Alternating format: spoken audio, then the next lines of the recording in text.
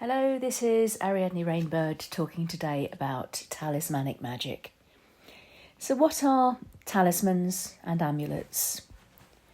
The words talisman and amulet are sometimes used interchangeably, but talismans generally refer to magical items designed to attract, for example, attracting love, wealth and power, whereas amulets are designed to repel, such as repelling the evil eye, bad luck and curses.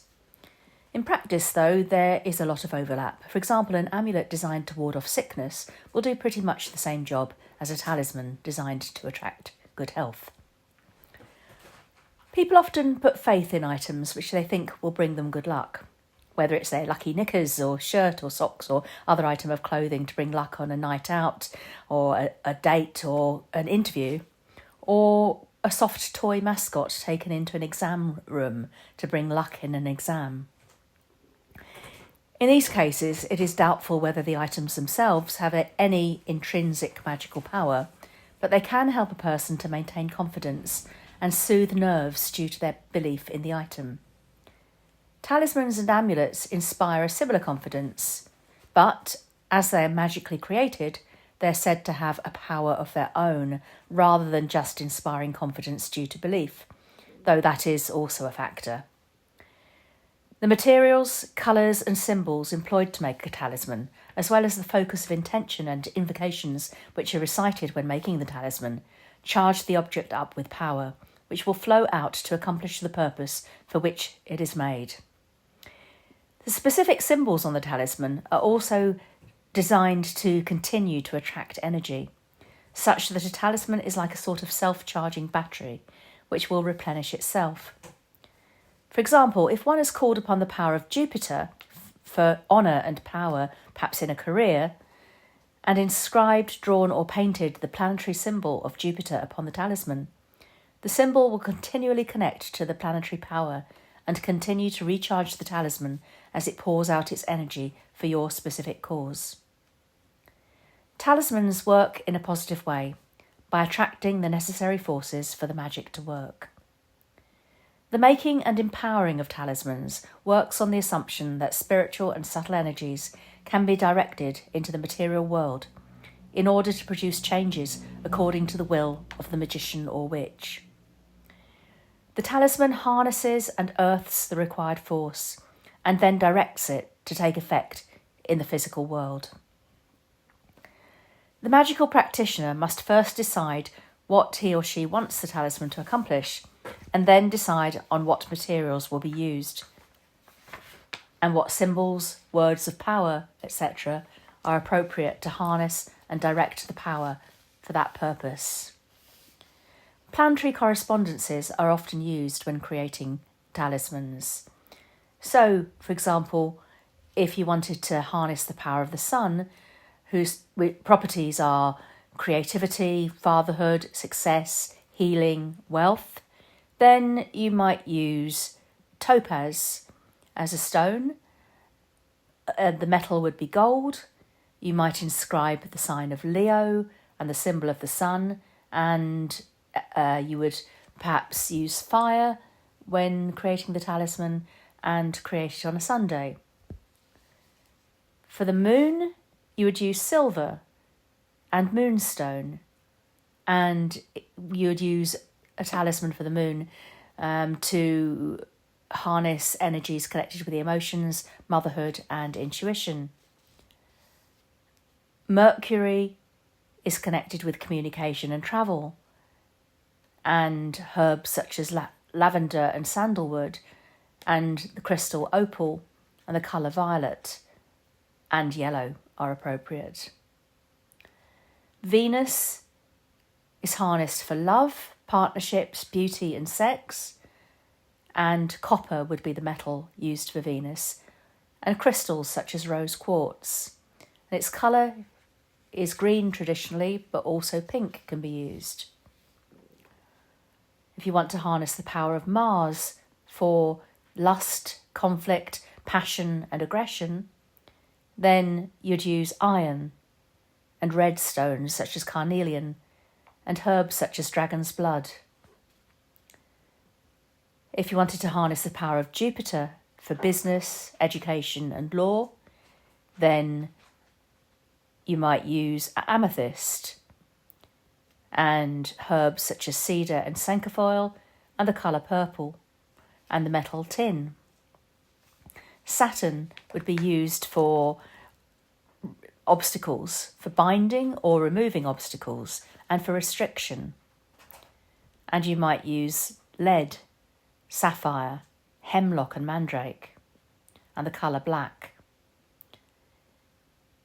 Uranus would be used for unexpected occurrences and inventions, and you could use quartz crystal. I wouldn't recommend using uranium, which is its metal. And the herb could be clover. Colours, blue-green, aquamarine, and its sign is Aquarius. Neptune can be harnessed for visions, art and healing.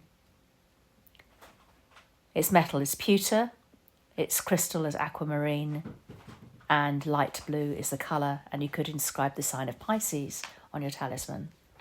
For Pluto, the metal is chrome, crystal obsidian, and it's used for order and sudden change. Colour is black. And the sign would be Scorpio, which could be inscribed on the talisman. Materials.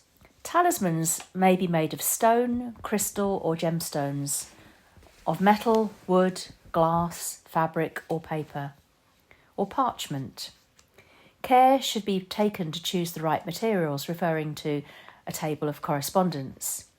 For example, for a talisman to attract love, the planetary powers of Venus may be invoked, and the corresponding metal would be copper, so a copper plate might be used as the talisman base. A crystal such as rose quartz could also be used, or the wood of a tree which is ruled by Venus, such as rose. If neither metal nor crystals are available, card or paper may be used, in which case the colour of the card should be chosen carefully. Green and pink are colours associated with Venus, with green being the most traditional. Talismans can also be in the form of charm bags or bottles, where fabric or a glass bottle of an appropriate colour is chosen. Natural fabrics are best for holding and channeling energy. And the bag is filled with appropriate herbs, crystals and other objects. Written spells can also be placed inside or embroidered or drawn on the outside.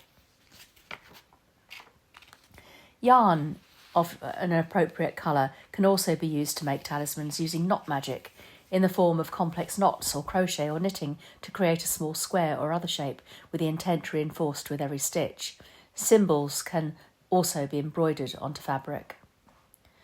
A magical knife or other tool may be required to engrave designs, or magical paints or inks can be prepared using mixes of herbs and minerals as appropriate. Symbols of power. Once you've chosen the material for your base, the next thing is to choose appropriate symbols or words of power to engrave, paint or draw on the talisman. Magical alphabets such as runes, ogham, hieroglyphs, Hebrew, Greek or Arabic letters may be used according to one's preferred tradition, and ancient words of power can also be incorporated. Sigils can be created through the process of writing out a phrase or sentence expressing your desire, eliminating all the letters that repeat, and then forming the remaining letters into an abstract design. Or planetary squares or kamias may be used to draw sigils on, using the numerical correspondences of the letters of a word or phrase according to Hebrew gematria or Greek isopsephy. The intention can be reduced to a single word, for example, love or health, and the numerical value of the word be worked out. This can be reduced to a single number by adding the digits up. The number can then be inscribed on the talisman. Symbols for powers that are being invoked can be inscribed, which might include divine names, angelic names or formulas. Tarot symbolism can also be used, using the numbers and symbols of the cards. Symbols can be inscribed on both sides of the talisman. The symbols on the obverse, the top side, are designed to bring down the powers of the heavens, whilst those on the reverse, the bottom side, are designed to conduct the power down onto the physical plane. Magic squares are arrangements of numbers in a square grid, where the numbers in each row and in each column and the numbers that run diagonally in both directions all add up to the same number. A magic square also has the same number of rows as it does columns. The sum of every row, column and diagonal is called the magic constant, or magic sum. Planetary magic squares use the numbers 3 through to 9, with the planetary square of Saturn being 3 by 3 and the planetary square of the Moon being 9 by 9. And they're used to attract the influences of the planets and their angels or demons during magical practices. They are quite simply grids bearing numbers relative to that planet and its corresponding mathematical calculations. So how do we use planetary squares in magic? Well, first of all, we select a planet whose energies align with the qualities that you wish to invoke. For example, using Venus as an example for a love magic sigil, if you use the word love for your working word and translate the letters into a numerical form using the correspondences of letters to numbers, as on this chart. Draw or print out a copy of the Venus square, then lay a plain piece of tracing paper over it. On the square that corresponds to the first number, which is 3, draw a small dot over the number 3 on the Venus square. Next, draw a straight line to the next number of our working word, which is 6. Continue to draw straight lines to each number in our letter sequence. At the end of the last line, which is number 5, draw a short horizontal line to finish the sigil. Then lift the paper away from the grid and your sigil will be revealed. And you can then use that shape as your sigil and inscribe that on a talisman. Words of power. The abracadabra is one of the most well-known words of power, which has been used by stage magicians as well, but it is actually an ancient talisman, a word of power that appears on ancient talismans. It was originally used as a protective spell against plague, and no one really is sure what it means, but it may be the initials of the Hebrew words for Father, Son and Holy Spirit, which are Ab, Ben and Ruach HaKodesh.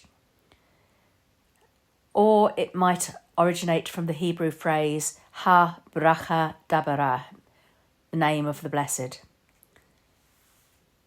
Or it could be a magical phrase of Aramaic origin, meaning I create the word, or I create like the word.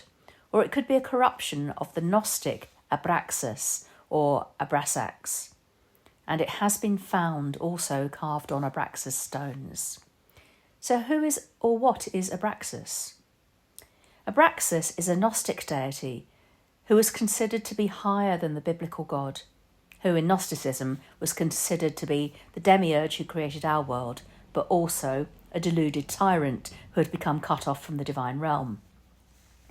According to some Gnostic sources, Abraxas was the highest god, perhaps the god beyond God, above not only Yahweh, who in Gnosticism was also known as Yaldabaoth, but also above the archons who were above Yahweh. Abraxas is a formulaic name which consists of 7 letters, which symbolise the 7 planets and thus the harmony of the spheres. Numerically, if you add the letters up, the numerical values of the letters up, it adds up to 365, the number of days in a year, symbolising completeness. Abraxas was depicted with a human torso representing the spiritual man, but twin serpents for legs representing duality, and a cockerel's head representing the heralding of a new dawn. Like the later image of Baphomet, Abraxas or Abrasax symbolises the union of opposites, beyond good and evil, and was a symbol of power used in talismans and rituals to gain power, to achieve gnosis or divine knowledge, and to unite with the higher self. A number of gemstone amulets and talismans exist from ancient times bearing the image and name of Abraxas. Various magical formulas, sigils, symbols and words of power can be found in ancient texts such as the PGM, the Papyri Graecae Magicae or Greek Magical Papyri, and medieval and Renaissance grimoires such as the Key of Solomon and the works of Abramelin the Mage. Time is of the essence. Creating the talisman at the right time also adds power. Different phases of the moon have different correspondences.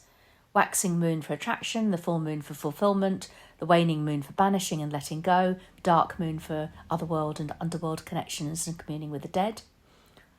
As do different times of the day, dawn for new beginnings, noon for health and energy, and to harness the power of the sun, with different deities being associated with different times of day. For example, Eos with the dawn, Nyx with night, Ra and Horus also being associated with the sun at different positions in the sky. And different days of the week also have their own power, being under the rulership of different planets. In addition, different sections of each day are under the rulership of different planets. The planetary hours are an ancient system in which one of the 7 classical planets is given rulership over each day and various parts of the day. Developed in Hellenistic astrology, it has possible roots in older Babylonian astrology, and it is the origin of the names of the days of the week, as used in English and numerous other languages. The classical planets are Saturn, Jupiter, Mars, the Sun, Venus, Mercury and the Moon, and they take rulership over the hours in this sequence. The sequence is from slowest to fastest moving as the planets appear in the night sky, and so is from the furthest to the nearest in the planetary spheres model. This order has come to be known as the Chaldean order. As each day is divided into 24 hours, and 24 divided by 7 has a remainder of 3, the first hour of a day is ruled by the planet 3 places down in the Chaldean order from the planet ruling the first hour of the preceding day. That is, a day with its first hour ruled by the sun, Sunday, is followed by a day with its first hour ruled by the moon, Monday, followed by Mars, Tuesday, Mercury, Wednesday, Jupiter, Thursday, Venus, Friday, and Saturn, Saturday. Again followed by Sunday, yielding the familiar naming of the days of the week. The astrological order of the days was explained by a Roman writer, Vettius Valens, and another, Dio Cassius, and the English writer Chaucer also gave the same explanation in his treatise on the astrolabe. According to these authors, it was a principle of astrology that the heavenly bodies presided in succession over the hours of the day. The order of the heavenly bodies from the furthest to the closest to the earth is Saturn, Jupiter, Mars, Sun, Venus, Mercury, Moon. Or, objectively, the planets are ordered from slowest to fastest moving as they appear in the night sky. In astrological theory, not only the days of the week, but the hours of the day are dominated by the 7 luminaries. If the first hour of a day is dominated by Saturn, then the second hour is dominated by Jupiter, the third by Mars, and so on with the Sun, Venus, Mercury, and the Moon, so that the sequence of planets repeats every 7 hours. According to Vettius Valens, the first hour of the day began at sunset, which follows Greek and Babylonian conventions. He also states that the light and dark halves of the day were presided over by the heavenly bodies of the first hour of each half. So a table of hours is shown for a sequence of 7 days, with the day of the week indicated both for the sunrise and the sunset hour, naming conventions. Day hours are calculated by adding up the amounts of minutes from sunrise to sunset and then dividing by 12. So the planetary hours are not 60-minute hours. In fact, the only time that they will be 60 minutes is at the equinoxes when day and night are equal. Otherwise, in the summer, the hours of day will be long and the hours of night will be short, and vice versa in the winter. In the winter, the hours of nighttime will be much longer than the hours of daytime. So night hours are also calculated by adding up the minutes from sunset to sunrise and then dividing by 12.